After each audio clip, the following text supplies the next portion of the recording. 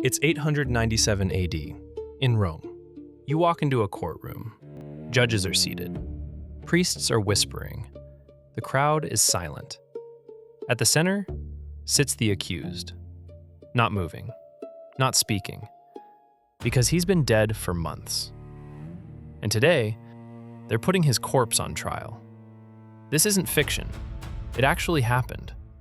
A pope put the corpse of another pope on trial. But this story isn't just about madness. It's about politics, revenge, power, and a city so unstable that even the dead were not allowed to rest. One of the most bizarre and disturbing events in human history, the Cadaver Synod.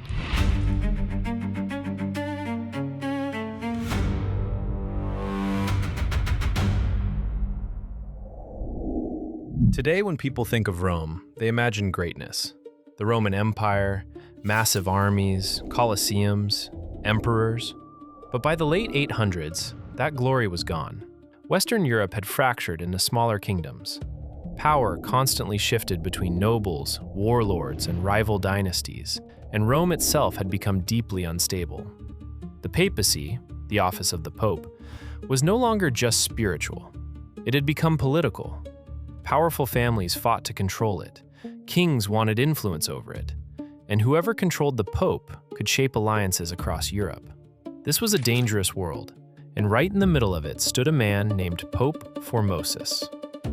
Before becoming pope, Formosus was already well known throughout Europe. He served as Bishop of Porto near Rome, but more importantly, he was a diplomat. He traveled across kingdoms, negotiated with rulers, and built alliances. He was influential, intelligent, and politically skilled. But Formosus also made enemies, because in medieval politics, influence was dangerous. The more powerful you became, the more people feared you. At one point, Formosus was accused of seeking the papacy for himself illegally.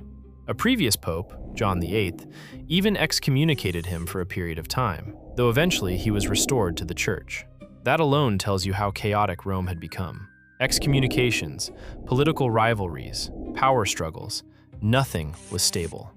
In 891 AD, Formosus finally became pope, and almost immediately he stepped into a war much bigger than himself.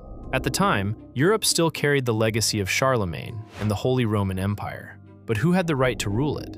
That question created conflict across Italy. One of the strongest forces in Rome was the Spoleto family. The Spoletans were powerful nobles who wanted control over Italy and influence over the papacy itself. Formosus did not fully trust them. Instead, he turned toward another ruler, Arnulf of Carinthia. Arnulf was a powerful king from East Francia, part of the old Carolingian world. Formosus hoped Arnulf could free Rome from Spoleto domination, so he invited him into Italy. This was an enormous political gamble. Arnulf marched south with his army. Cities fell, opposition weakened, and eventually, Arnulf entered Rome itself.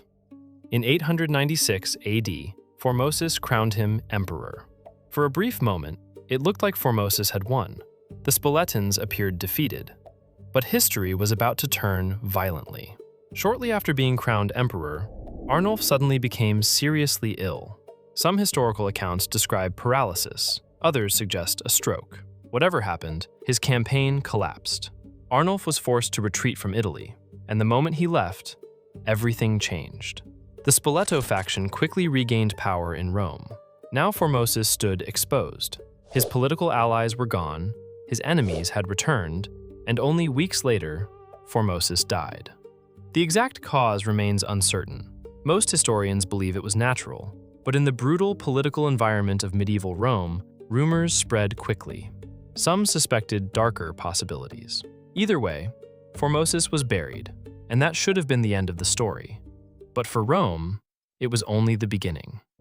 After Formosus died, a series of rapid changes shook the papacy. Eventually, a new pope came to power, Pope Stephen VI. Stephen VI was closely tied to the anti-Formosus faction, and the new political leadership of Rome wanted revenge. Not just against the memory of Formosus, but against everything he represented, his alliances, his decisions, his authority. Stephen VI made a decision almost impossible to imagine today. He would put the dead pope on trial, literally. Around 9 months after Formosus had been buried, his tomb was opened. The corpse was dressed once again in papal robes, then carried through Rome into a church courtroom.